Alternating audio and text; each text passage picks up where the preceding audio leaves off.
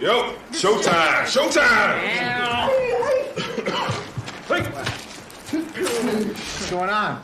4, 3, 2, 1.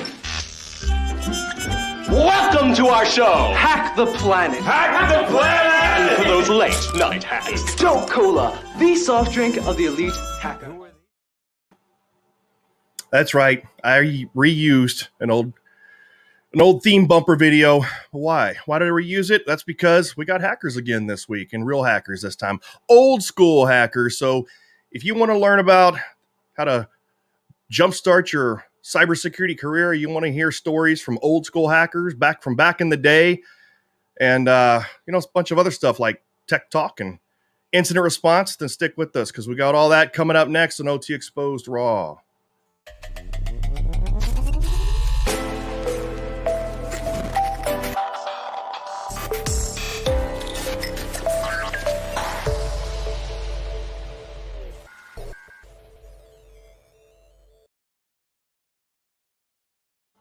And we're back. Hey, kids, what time is it?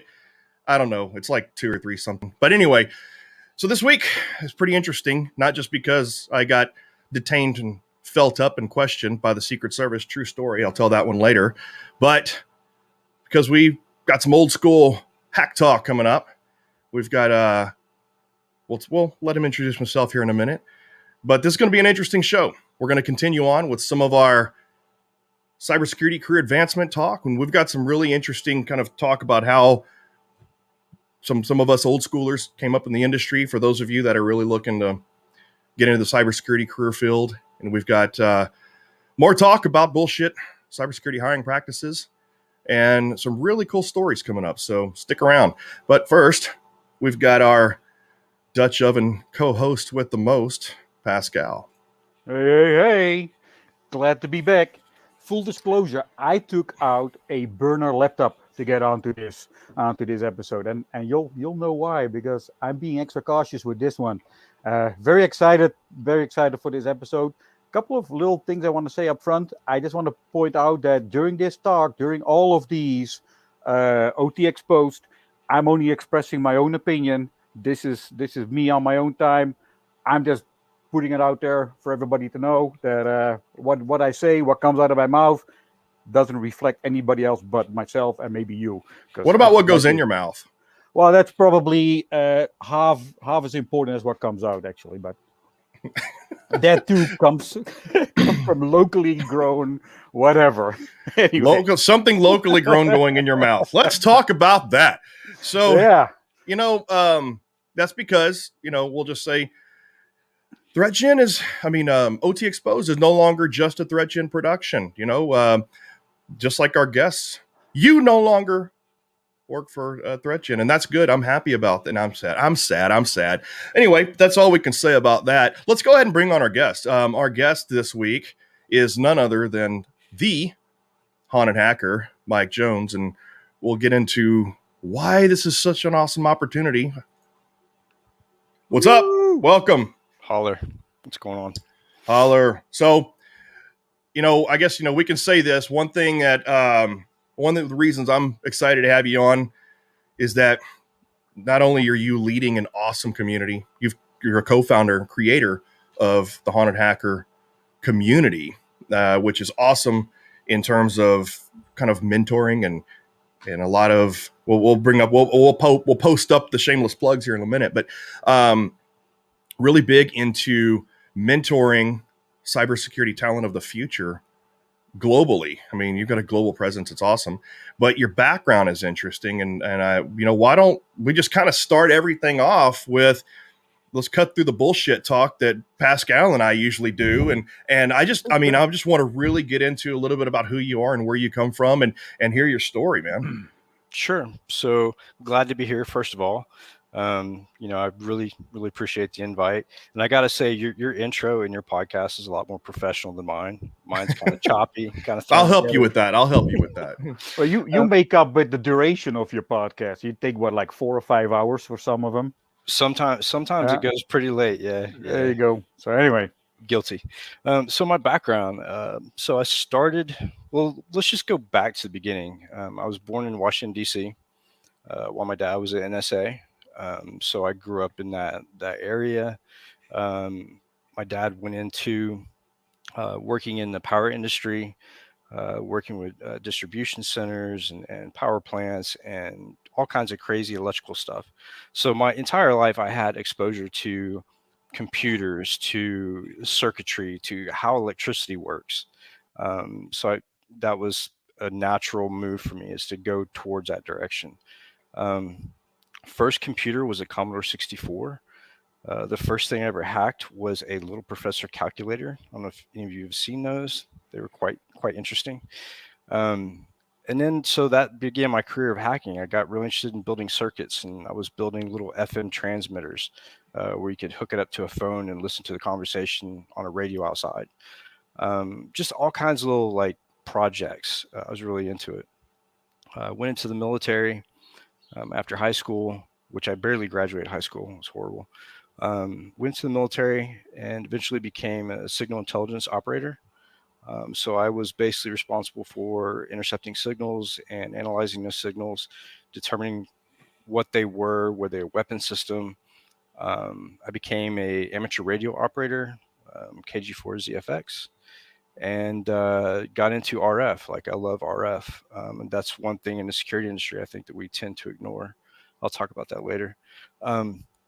So I got out of the military after doing intelligence and realized that I did not trust the government as much as I thought I did, and was really kind of, I guess, disenfranchised. So got with a group that was, pretty popular back then, and still rears its head every once in a while, anonymous, and spent some time working intel, spent some time working for a large financial, we'll just say a large bank in the U.S. And I was funneling information out of the bank while I was working with a hacktivist group. So I was riding both sides of the fence at the same time with a lot of the companies that I worked with, and that's pretty public knowledge now. Fast forward, 2016, I became an FBI confidential informant during the 2016 election. And we'll just say that TriConnect's controllers had a vulnerability shortly after I left confidential informant work. So you can kind of put two and two together, try to figure out what I was working on. Went to Europe after going into oil and gas for a while, and realized that my passport had been revoked by the State Department and couldn't come home. So I spent 2 years in Europe speaking, spoke all over Europe, the UK. I actually spoke in Cairo, Egypt a couple times, and started getting involved with the London Met Police and their Cyber Prevent program, helping kids that were just like me to veer away from the path of crime or whatever. So I do the Cyber Prevent workshops for the London Met Police. I'm actually doing one next month for them. And I just go in and tell my story, kind of tell the kids what it was like to be followed by the FBI, to what it was like to be under investigation, and what my life is like now, being on the OFAC list, being on the DHS list, the glorious things that comes with, being on the other side of the law, and hope that they, make a change. I also do some mentoring too, of previous offenders, especially like the ones in the UK. I work with them quite a bit, helping them kind of get their life together and decide which way they're going to go, and kind of help them get there. I work with their probation officers, and just kind of help the previous offender get reintegrated back into society. Cool. And then so now your new community that you've established, it is the Haunted Hacker. Haunted Hacker. So that is hauntedhacker.com for those of you that are interested in a cybersecurity career, kind of for hackers by hackers, as in original old school hackers. And we've also, where is it? And then you have your podcast, and then tell your friends to be quiet there, Pascal. They're all on the edge for some reason with this guest. I don't know. But talk about turning things around, right? As a little anecdote or as a story, Mike was one of my first LinkedIn contacts, and because he knew somebody I knew, and I linked in with him, and then I started doing my background check. I know I should have done the other way around, and I looked at his background, and I'm like, oh man, I gotta disconnect from this guy. But then I kept on looking, and it's phenomenal the way you took this opportunity to start feeding back, and I'm glad we stayed in contact because I love what you're doing for the community, and kudos. That's all. Absolutely. I was wondering if you remembered how far back that we connected, because it was quite a ways back. But yeah, go ahead. I was just going to say, yeah, I mean, that's kind of how, we met was you invited me to be on your podcast, and I kind of got integrated into the community there. And I have to say that the community, the Haunted Hacker community, is amazing. It's just a lot of old school and new school all helping out. Everybody just wants to learn. Everybody just wants to be so helpful. I mean, and it's international. I mean, like the guy that coordinated kind of helping me get on your podcast was Ryan. And I mean, he's an Australian, and it's the global community. It's amazing. And just, haven't had much time to participate, but just lurking around on the the Haunted Hacker Discord. There's just so much communication. So, I mean, you've really built something special. Yeah, we take a lot of pride in giving back. We've got people jobs out of the Discord, out of the group. Actually, my job came from having a guest on the show, Pyro, who's an old school hacker as well. He and I have been friends for many years, and he came on the show and said he started work with a new company and was going to pull me over. And a couple months later, here I am, running a blue team and doing pen testing with Pyro. So it's really, we try to give back and we try to help out as much as possible. Outstanding. So, one of the things that, I really wanted to get your perspective on is the last few weeks, we've been talking a lot about cybersecurity career development, which the Haunted Hacker community is huge about. And also just kind of some bullshit hiring practices. We've been making fun of some hiring practices about, looking for golden unicorns that shit sherbet and just really and still don't stink. Yeah, with unicorn wings. But it's just there's just not enough opportunities out there for college grads or even not college grads, and areas where we can find hidden talent and raw talent and making opportunities for a beginner generation. Right. And so, I want to get your kind of thoughts and your perspective on, number one, what's the outlook on the cybersecurity career path? I don't think it's as bleak as people make it out to be. I think the hiring practices are holding up opportunities. What's your outlook on that? And kind of, what are you guys doing in the community? Sure. So this has been a hot topic on the last couple podcasts that I've had. I had one with Chris Roberts and one with Alyssa Knight, and we were talking about the pathway to cyber and what it was like for us when we started, because there wasn't an industry back then, and there was no such thing as an ethical hacker. That certification didn't exist. So you look at what kind of resources they have now, and places they can go to actually get involved. And the resources are there.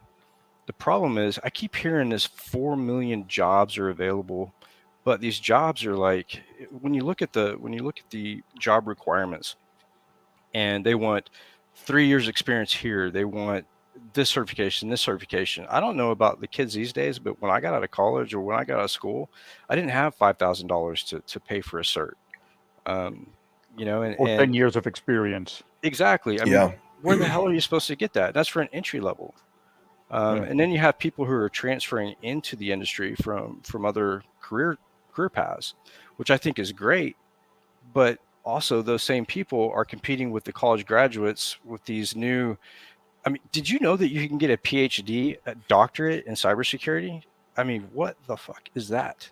Like, Yeah, well now like the whole cybersecurity masters in cybersecurity is relatively new, right? I mean the whole degree program is relatively new.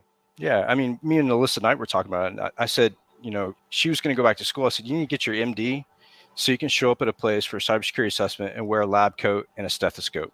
Like, I want to see that. You know, the degrees. Doctor. Dr. Hacker. I'm Dr. Hacker. So, I mean, just the amount of certifications that are out there and the amount of bullshit certifications that are out there. Don't get me started on the CEH. And no, let's get you started. That's what this show is about. That whole fiasco, right? So I went through the test in 2005 or 6. I was version 1. And I was taking the test, hadn't studied for it, didn't really care. I just went because my company's paying for it. So I go in, I take the test, and one of the questions on the test was about an old school hacking application called Donald Dick. And then there's questions about Unabomber, mail bomber. And I thought, what the hell were they teaching here? I mean, King of Death. Yeah, I mean, this Stuff is like that. ridiculous. This, first of all, it's not ethical. Second of all, they're shit tools to begin with. So, I mean, where's the methodology that we're supposed to be teaching? Fast forward to all the debacle with Alyssa Miller and then, you know, plagiarizing her stuff in their courses. It's just, there's a lot of unethical practice. And I can't count how many times I want to explode on LinkedIn when I get a message in my DMs from somebody saying, hey, which cert do you want? I'm like, I don't want any of your damn certs. Leave me alone. I mean, I'm sure you guys get those too. And you know what country they're from, you know, obviously. Yeah. Yep. So We can help you get there really quick. Yeah. It's become an industry within itself. And they don't care about building professionals and giving people knowledge. It's all about that money. They don't give a shit about the content. Half the content is expired anyways. So when I interview people for jobs, I don't focus on certifications. I focus on creativity, how they look at a network, how they maneuver through the network, and how they visualize it. I look at creativity. I look at problem solving, and I like to give them hands-on, right? So put together a couple of virtual boxes that are vulnerable, give them, you know, half an hour to go look at it and write me a short report and present it. Because that to me is what's important. How you can communicate with somebody and how you can like communicate the thoughts in the process. But yeah, just the whole certification industry needs to be revamped. And in the Haunted Hacker, we actually talked about starting with our own hands-on type OSCP certification to give people that leg up, and only charge a couple $100. You know, $5,000 for a college kid is way too much money. So that kind of goes into like Michael's question here, right? Is the doubt about a master's or a doctorate in cyber because the field is so, you know, young relative to other fields.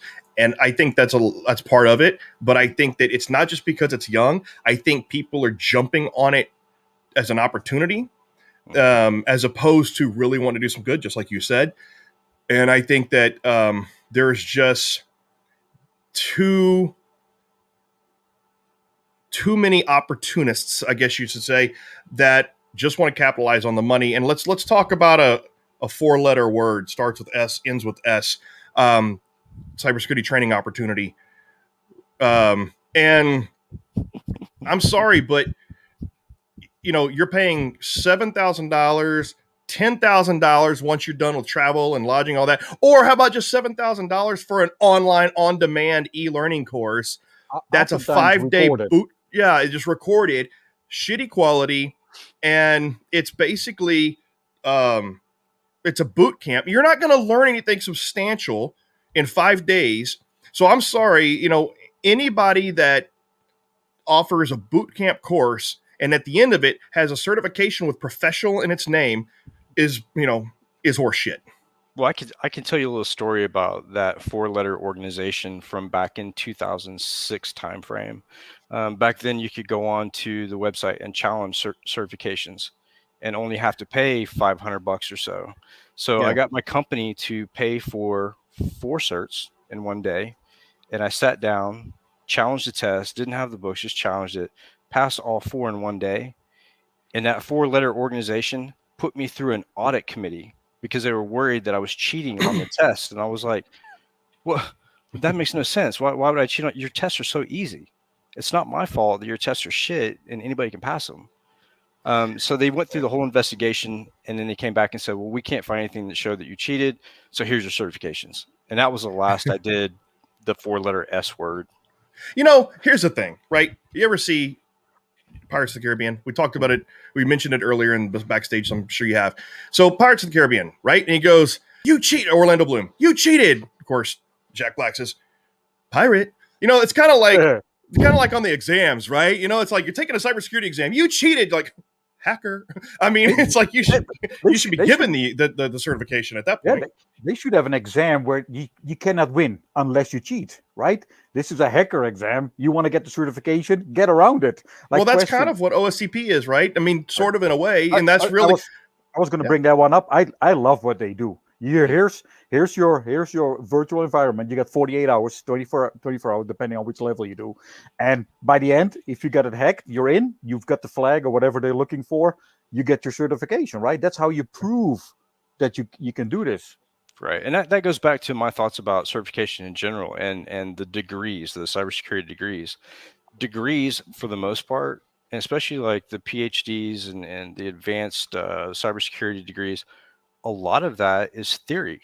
A lot of college is theory. It's not hands-on. It's not practical. Yeah. So that's the difference. Go ahead. Yeah, sorry. You get a bunch of these people coming out of college with no practical experience with just theory, and it's not quality. That's the difference between your academic programs and your workforce development programs. So we've had some guests here on the show before that, they focus on both, right?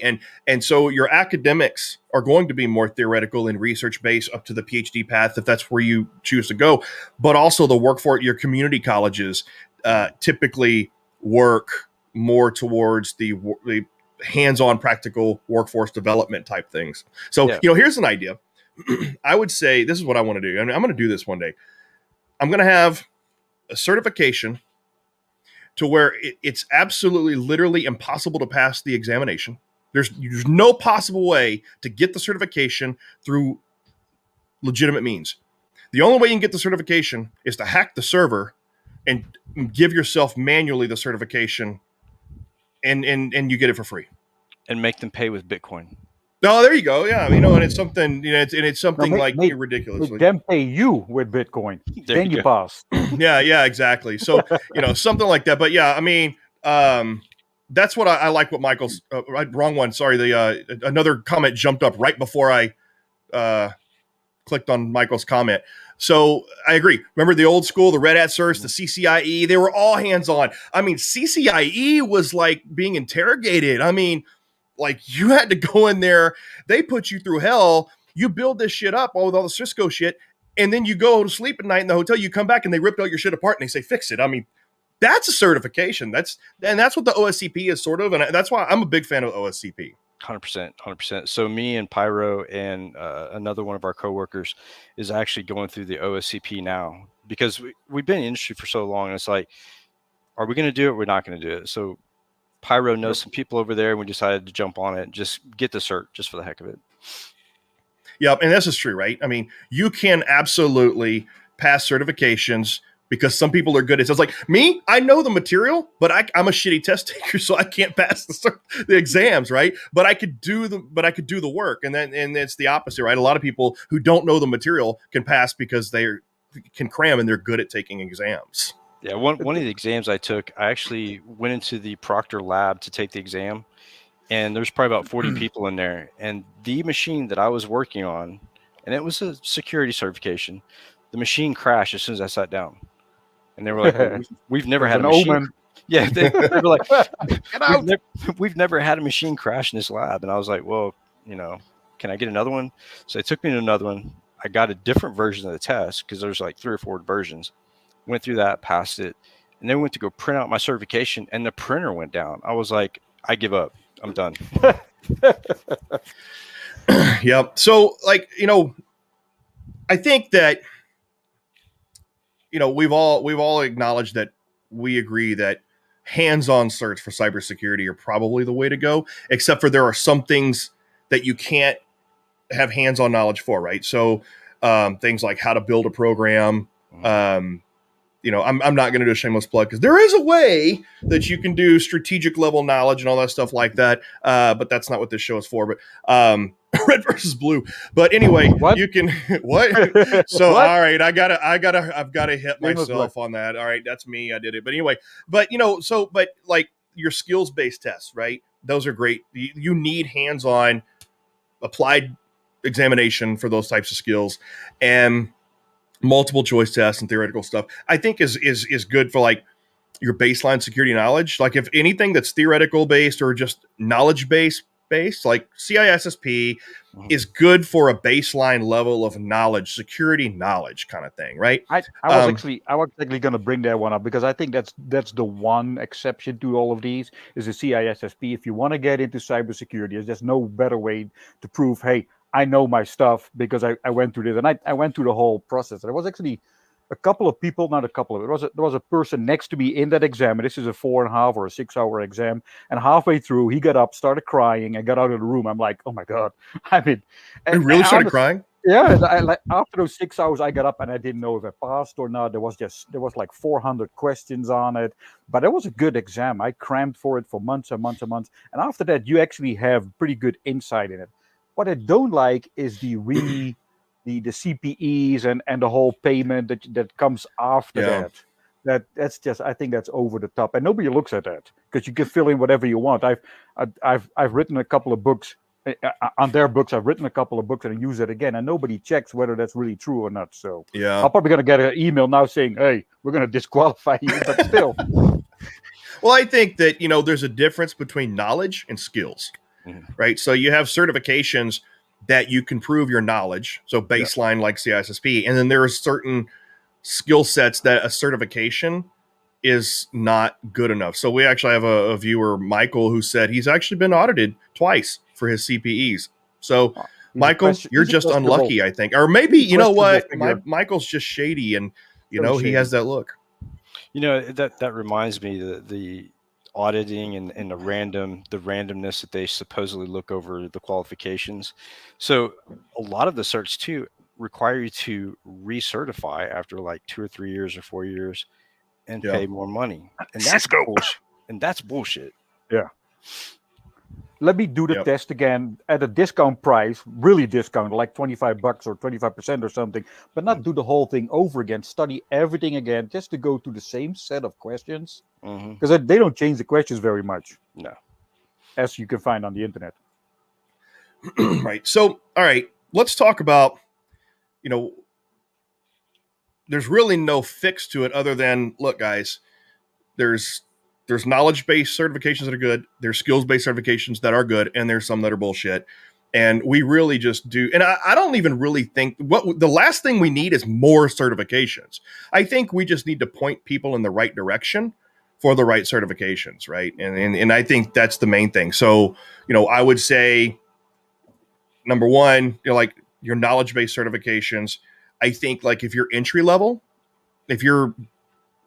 just getting into this industry, doing something like Security Plus just to get an entry-level baseline knowledge is pretty good because CISSP requires the experience. But what is it, the SSCP, which is the one below the CISSP that doesn't require, what is that, audience? You can have like a CISSP, like an intern one, so you get the exam without the experience, and then you can use that to get a job to get the experience.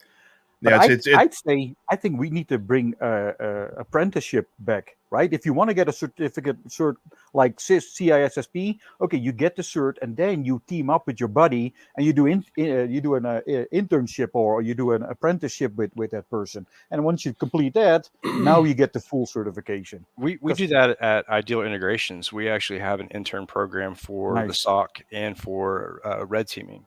And I think a lot of companies, we don't have a ton of people doing internships. I think that more companies need to look at internships because that's the way that I hire. if I have two interns that are qualified and they've been working a job for 2 years or for a year or whatever, and I get an opening because someone moves up or gets promoted, I'm going for the intern who's been here the whole time, not going out on the street. And another thing too that I think we're missing as far as offensive security hacking certifications or whatever is you can't teach a mindset. There's no certification that teaches you a mindset. Right, as you said that. I mean, like almost like scripted. So, I mean, that mindset is something that you're kind of born with. It's not something that you can go out and buy on a cert or pick up a book and read about it. My first speaking tour was called Inside the Mind of a Hacker because we think differently than most people, and you can't sell that. You can't buy it. Yeah, no, I agree. I really like the idea, especially because number one, we were talking about, okay, what are the right certs? But we mentioned earlier, not everybody can afford those certs, right? So that should not be a requirement. That's a plus. Right. That's it. Yeah, in order to encourage organizations to have more entry-level positions, in order to encourage and I guess discourage the fear of not being qualified and that kind of thing, and in order to encourage more people to apply and to open up more entry-level positions, I love that idea of internships, sort of like the apprenticeship sort of thing, not like you're fired kind of apprenticeship, but I mean, but the real, like, Michael said it, right?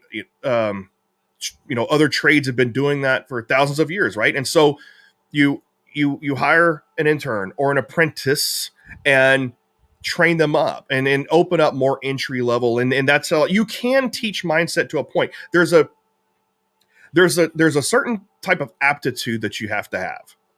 Mm-hmm. But the aptitude doesn't necessarily mean you're automatically going to understand or have the mindset, but you can have the aptitude that will allow you to understand the mindset. And I think grow the mindset. Grow the mindset. Right. And I think that's important. And I think that, a lot of people ask me, what do I need to do to get into cybersecurity? And my answer is usually simple, but it's complicated by bullshit hiring practices. But the answer should be simple, and it's thirst for knowledge, love technology, and just relentlessly curious. Mm. And then kind of second to that would be the ability to think outside the box. That's big. Yep. That's a big part of it, and when people come to me and they say, hey, I want to be a red teamer or a pen tester, how do I do it? I look back to where I was when I started out and what was available to me. There was nothing available. There was no ethical hacker training. There was nothing. Yep. And so they have YouTube now. They have podcasts like yours. They have podcasts like mine. They have books. They have all kinds of resources. So I try to make that available to them, even more accessible than they already are. And you would be surprised the number of people who still say, well, how do I do it? Yeah. I mean, it's there. That's a good point, right? So back in the day on the old BBSs in the 90s, if you went out to a BBS and you said, what do I need to do to learn how to hack? You got flamed. You got booted off. Right? I mean, you got your ass kicked virtually, because that's the number one thing to be a hacker is kind of the thirst and the hunger to figure things out for yourself. So, however, there's a difference between how to learn how to hack, how to learn cybersecurity, and how do I start a career in this? How do I get into the career field?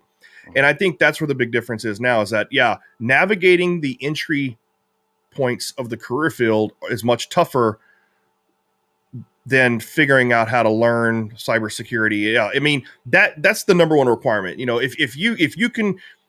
If you know enough about the internet to Google and start finding resources and buy some book, you should already come to me with at least some understanding or knowledge of cybersecurity before you even ask the question, how do I start this career field? Because if you haven't even taken the initiative enough to buy some, now I do have some people come to me and they say, well, what are some good certifications I should get started with? Yeah. What is some good reading recommend? Now those are the right questions, right? What do you recommend in reading material? What do you recommend? Those are good questions. But if you come to me without any clue whatsoever, then that tells me that you probably don't have the right aptitude. And I like this. And I don't know, I said this on a couple other shows, or I've been saying this in the last show or two or whatever, that I always say, you know, I look for aptitude and attitude first and foremost. Mhm. So we see eye to eye there. But you know, I look for aptitude and attitude over any type of experience or hard skills. Yeah, not only that, but when you look at kids, and I'm talking when I say kids, I'm talking as young as 10, are some of the kids previous offenders I've worked with, right? And I start talking about pen testing, about cybersecurity, and the first question is, how much money do you make? It's not about money. It helps. That's another thing that people need to understand. We come from a background where this is our passion. Yeah. People like Chris Roberts, people like Alyssa Knight, that's passion. And that's why they become who they are. It's not because they read a bunch of books. It's because they had passion to learn and they went out and did it. And then I argue that the money follows. If you follow your heart and you do Yeah. what you like, you're good at it, the money will follow. 100%. Yeah, and that is it, right? I mean, it's the money will come, and if you are doing this just because this is a hot career field where you can make a lot of money, then you're already looking at it wrong. And it goes back to that attitude and aptitude, right? So one of the things my dad always told me was that no matter what you do in life, if you are the best at what you do or at the top level of what you do, you're gonna get rich doing it. Mm-hmm. And while I'm still not rich, I'm, making pretty good money. So, I mean, yeah, I'm not at the top. I'm like, but, but I mean, that's true though, right? So it is about your attitude, your aptitude, your curiosity and your hunger for it and the reasons why you want to do it. Exactly. I got a little bit of a different mindset. I'm looking at it this way. Of course, you're Dutch. Of course, we do everything different. But I'm looking at it, you're doing this 40, 50, 60, 80 hours a week. You do this for a long time of your life. You better be happy at it. If you're happy, you like what you do, you get up in the morning and you're excited to do something, you never work a day in your life because it's just phenomenal to do this kind of work, right? But if you make a lot of money and you got this big house and you're never there because the job is so draining and you're miserable all the time, is that really your life? That's just my philosophy on it. Yeah, work-life balance is definitely important, but I think that that's true, right? I mean, this is one of those career fields to where everything has stress. There's always going to be something that pisses you off, but it's a lot easier to deal with stress and the things that piss you off when you're in a career that you love, right? And so that's all. And I think we're getting to the point where we're just kind of starting to preach to the choir, and I think our audience really wants to hear more tips and things like that. And you know what? One thing I want to transition to real quick. We already kind of heard a little bit about how you came into the industry and some of the things that you've done, Mike. So,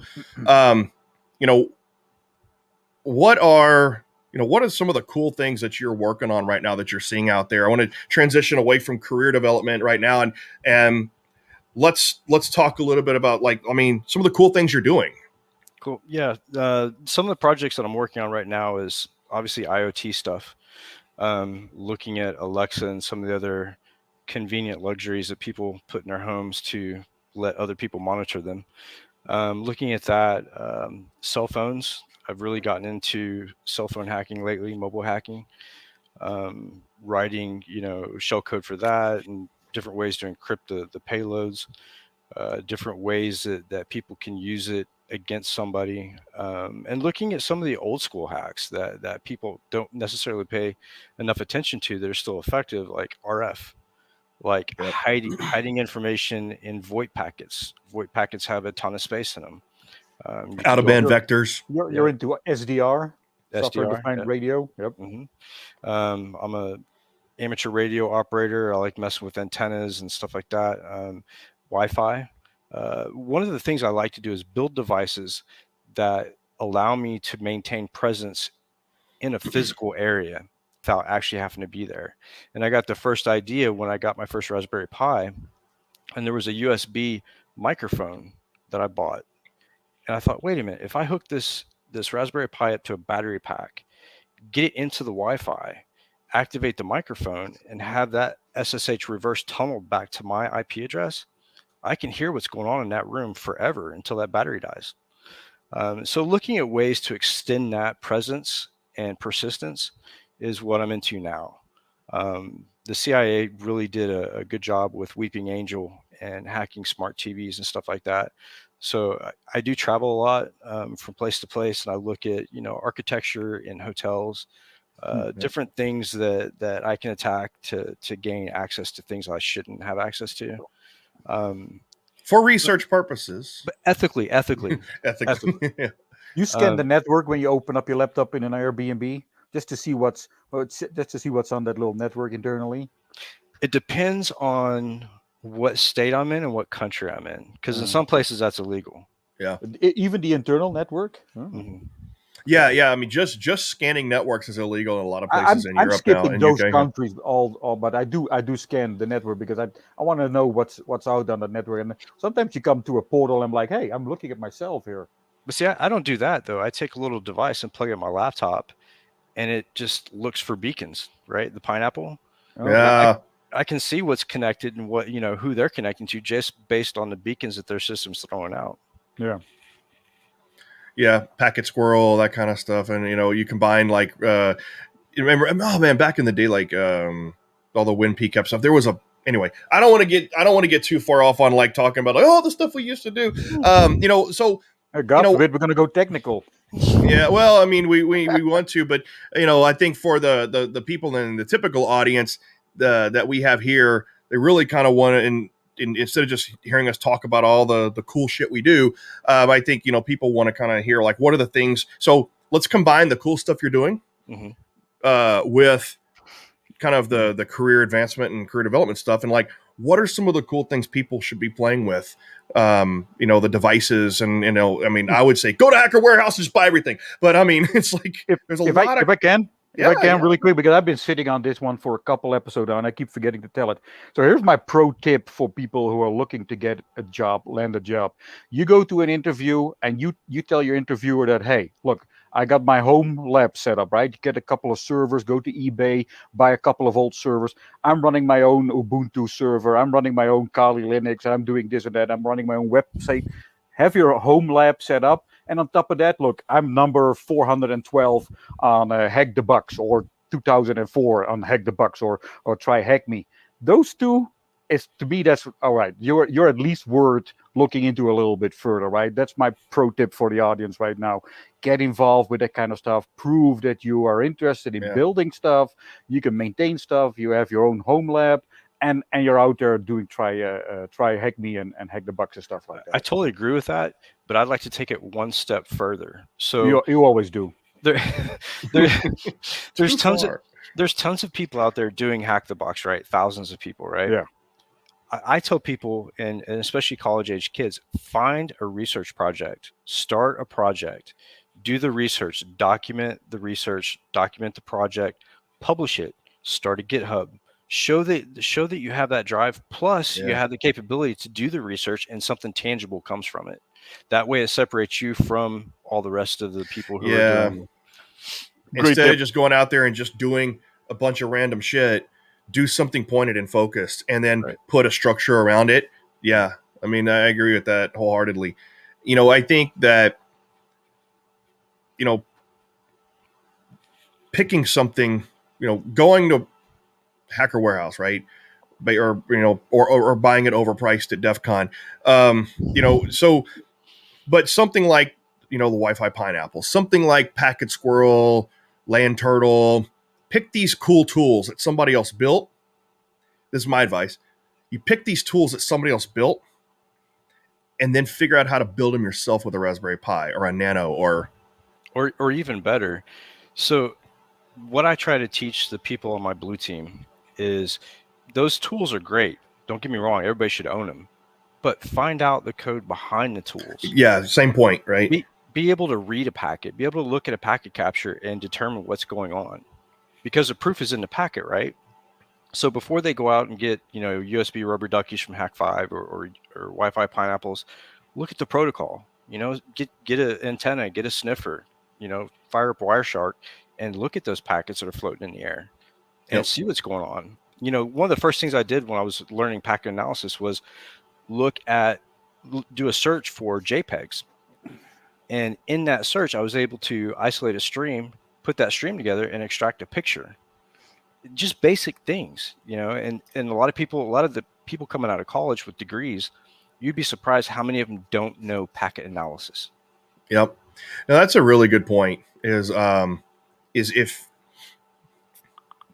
I'm a glutton for punishment because I grew up as a network coder, a network programmer, and back in the day, my first real cybersecurity job out of the Air Force was working for Symantec writing IDS code, and so I love sitting there watching Wireshark packets. And back then, it wasn't Wireshark; it was infancy. It was before that was TCP dump. And everything was starting to build off Now TCP dump and Ethereal. I date myself every night, thank you. But anyway, but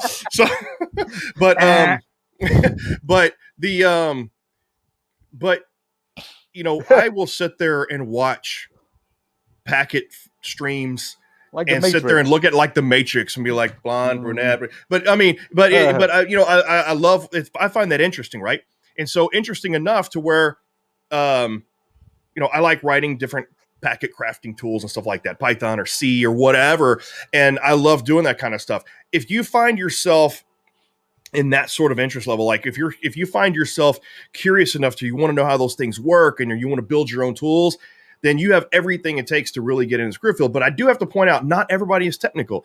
Cybersecurity is such a broad ecosystem to where you don't have, if you're not technical and if you're not, into wanting to write code, or, maybe you're into policies or governments or why, but I mean, maybe you are, and, maybe you're into that sort of thing, right? I mean, so there are people who do very well in cybersecurity and go to be CISOs, right? Just, not even learning to program, not being coders, right? So there's the administrative side, there's the technical side, there's somewhere in the middle, there's analysis. So that you don't have to be technical to enjoy a career in cybersecurity. Let me put a little spin on that. You can write the best game, red versus blue, in the whole world, but you still need somebody to go out and sell that game, right? It's not going to sell itself. So yeah, and that guy, I'm late on the trigger. I don't have affiliation with that. But anyway, that guy selling the game still needs to know cybersecurity. So that's also a cybersecurity role. Yeah, this is a really good comment, and this is so. Since we are OT exposed, here's something good to talk about, right? So, great question. Building an IT home network, might be easy, but what about an OT home network? So, this is something Pascal. What's that? Yep, it's easy too. Yeah. So, number one, I will say. Go ahead. Pascal, no. You know what? You have probably the best OT lab out of everybody on the show. It's just OT in there right there. So I was going to say, my new book is coming out in October. I dedicated an entire chapter, the final chapter, to building your own OT setup. But it's a combination of VMware, ESXi. You go out and you find just about any industrial protocol. There's a Python stack for it that you can use. But go to eBay, because there's a lot of this equipment that you can pick up for dirt cheap, right? Yeah. And maybe if you're lucky enough, like some of us on this call, you go to customers and they have like spares that they're trying to get rid of, right? You say, hey, let me grab some of that to put in my and over the years you build your stuff, right? Yeah, but I mean, here's like one of the ways that I learned was even before. There's so many facets to this, right? Number one, even before I started getting Siemens, S7 1200s off of eBay, I was learning how to build my own quote unquote PLCs with the Raspberry Pi or a Arduino. Thank you. With like a screw down, an IO hat, right? Or the screw down IO inputs. And then, using things like PyMod.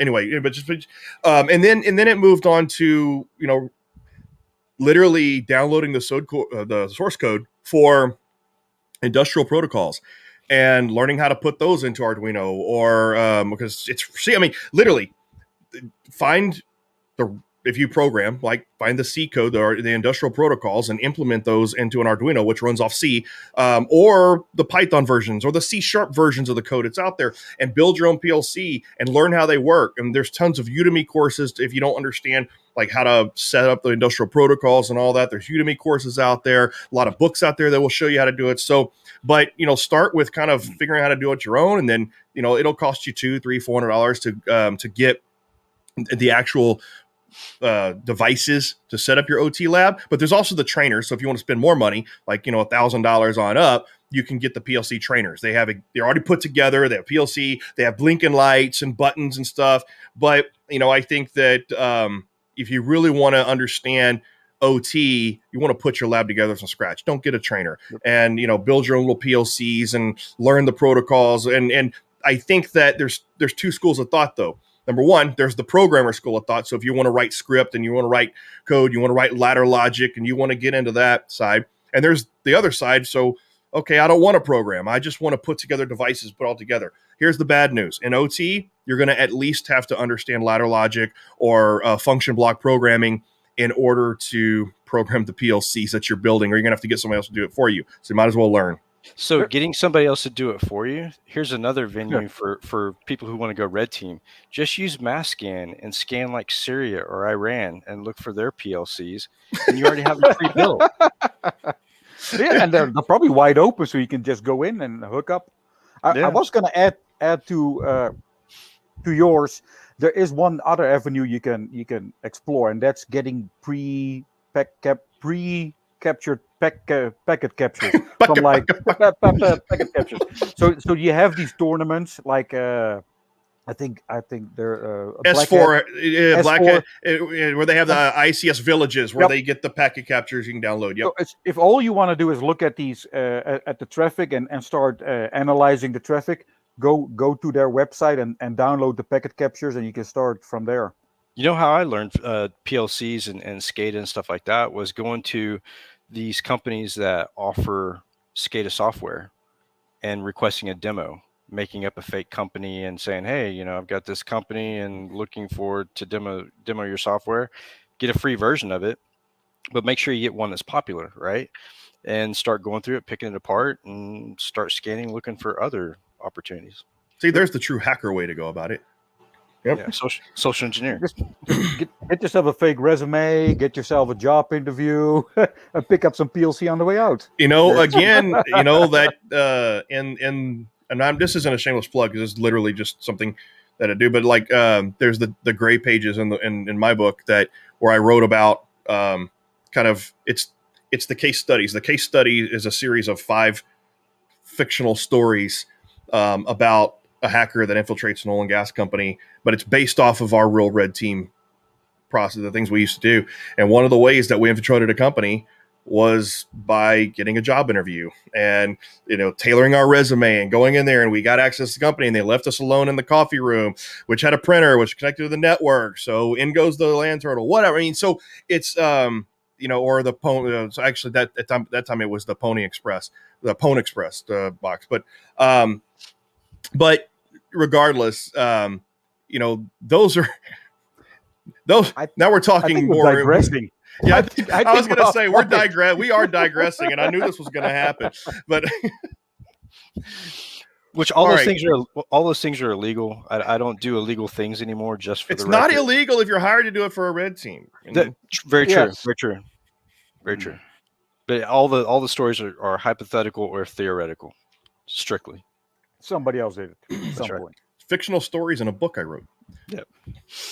So, we're coming, kind of to the bottom of the hour, which is our full hour that we usually dedicate here. Let's talk a little bit about, what you're doing in your community, how people can join. And let me pull this in here. Yeah, let's. We got your podcasts. Not all of your podcasts are public, right? Some of them are private. But your community in general, the community is a Discord community. Mm-hmm. It's global, and you guys do a lot of stuff there. I'm always lurking. I'm sorry. I know that you have community members here in our audience today, and I apologize for not being more active, but it's a busy life. But I have been lurking, and I do plan on getting more active. So just talk a little bit about how people can get involved and what you do over there, and that good stuff. Sure. So they can go to thehauntedhacker.com, which you have up right now. And the underlined link is a direct link to the Discord. They can get into the Discord. Inside the Discord, we have, I don't know how many sub channels, probably 100 sub channels, maybe, with all different types of information, everything from RF to, I guess, psychology and mental health to pen testing, red teaming, code, everything. And you can also get involved in the magazine writing articles. We have one coming out next month for our 1-year anniversary, which is going to be awesome. It actually started on Halloween night last year. That'll be our 1-year anniversary. And then, of course, the Twitter handles, they can hit me on Twitter. And I also do a lot of speaking engagements. I'm speaking in Dallas on the 28th of September at the Innotech Dallas conference in Irving, Las Colinas area. And then I'm speaking in Cyprus. And then again, where's the other place I'm speaking? Oh, December, man. December, I'm speaking with Rick Hoddard in the American Virgin Islands, and we're going to be hacking some boats, some super yachts. Oh, nice. Which is going to be totally awesome. Look for the article about that conference coming out on onboardonline.com. And then I have a think tank, EMA.org. We didn't get that one in there. No, I just thought about it. I've got so many things going on. It's hard to keep track of them all. All right. So we got that one here. Let me pop it up here. So they have an ISSE think tank type conference coming up. And this will be the second time I spoke with EMA. Great organization. Shout out to my boy Petar from Europe for putting me on there. And yeah, so I'm doing this stuff with the London police, but that's not open to the public. It's private. So yeah, just hit the website, jump on the Discord, and say hello, and get involved. And then they can follow you on Twitter at the banners there. So that's Haunted H and H Media. H Media. Yeah. Sorry for the late speak. Hey, it's what you do. If you're a haunted hacker, you speak leet speak. It's what you do. Great commercial. So yeah, we welcome everybody too. We have people that are as young as 10 years old to 50s and 60s. That's good to know. Yeah, I mean, I noticed that the community is, it's not the standard cybersecurity community. It's not a bunch of yahoos flaming each other. I mean, it's very community friendly. Yeah, we have a solution for the people who cause problems, and it's called Thor's Hammer, the band hammer. Thor's Hammer. It basically you boot people that cause problems. Is that a Stargate reference? No, that's actually a Marvel reference. Thor Hammer. Yeah, the Thor. But so there's in Stargate. There's a device that boots the Goa'uld, boots the bad guys for being a-holes, and they called it Thor's Hammer because of Thor, the god, and then Marvel. And I just love it. I like swinging the band hammer. So if you come into the Discord, make sure you're respectful. Get along with people. Don't start a bunch of bullshit, or else I'm gonna have to warm up the hammer. I think he's got that reference from one of my favorite scenes from all of those movies where you want me to put the hammer down, and then boom, it's just like, okay, that just happened. Love it. Nice. So any other what in our last few minutes here? I know we don't go nearly as long as we did on your podcast. I mean, that was, man, when I was on yours, that was like a 4-hour ordeal, man, and by the end of it, I was drunk. After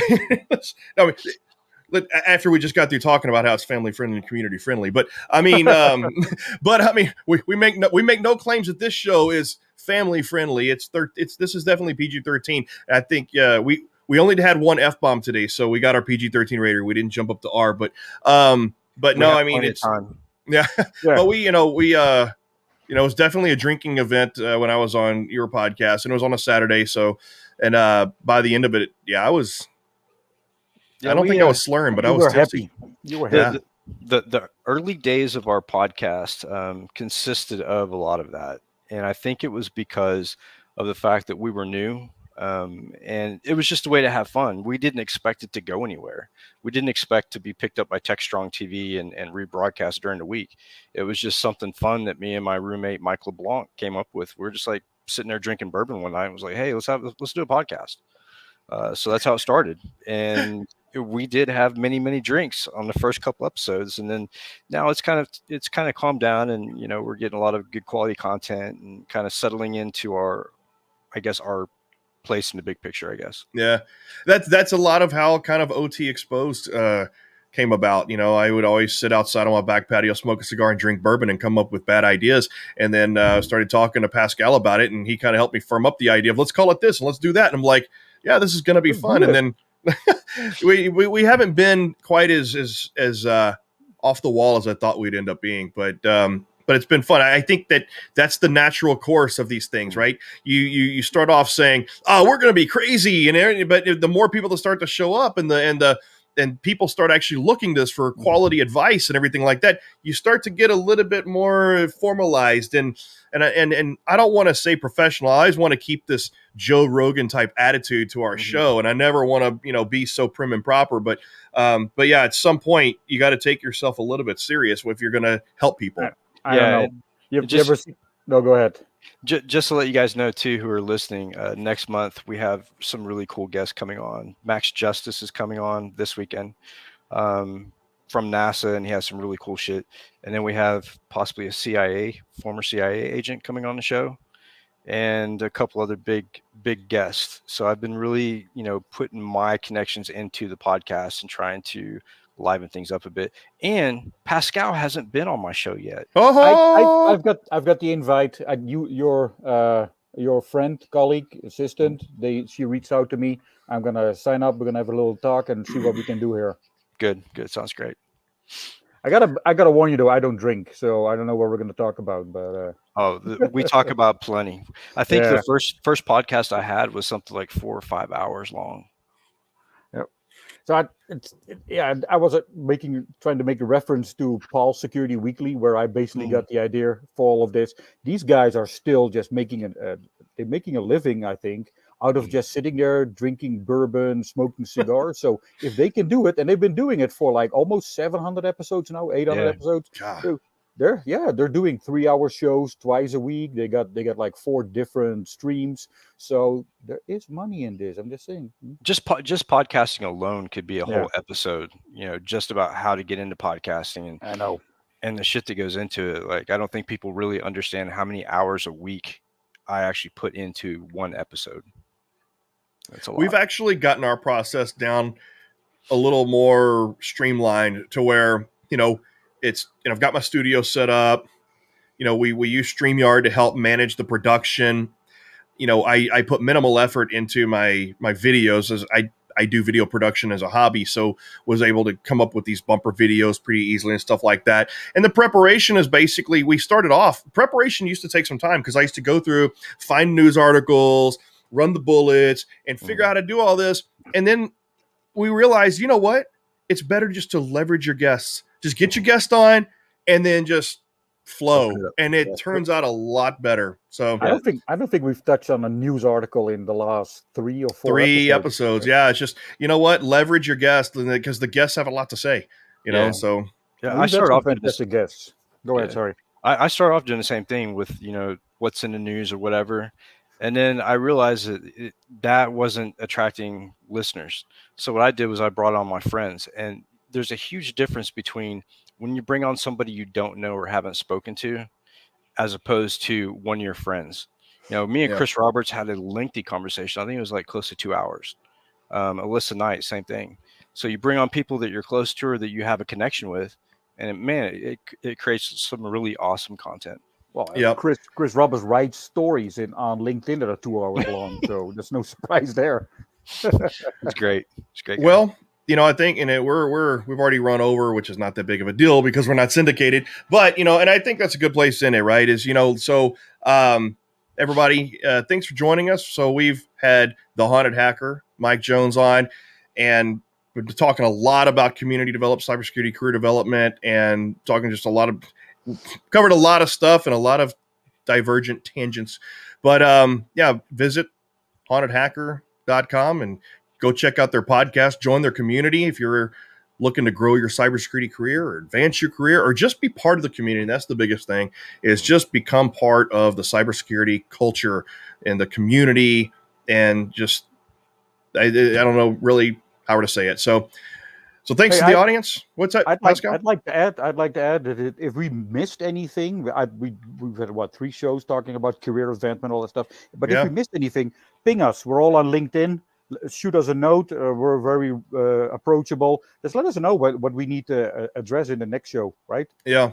I mean, I think that it's just this whole career advancement and career development thing has been a huge topic that's shown more interest than even just talking about the latest exploits and things like that. So we kind of flow with the community and what the community wants to talk about. And so hit us up, go Haunted Hacker and hit those guys up and get part of the community, join the community. So thanks to the audience for being here, and thanks the Haunted Hacker, Mike Jones, for being part of the podcast. And we will catch everybody next time. And I still have to make like a little outro video, but in time, but for now, we're literally just gonna over say peace out, over and out.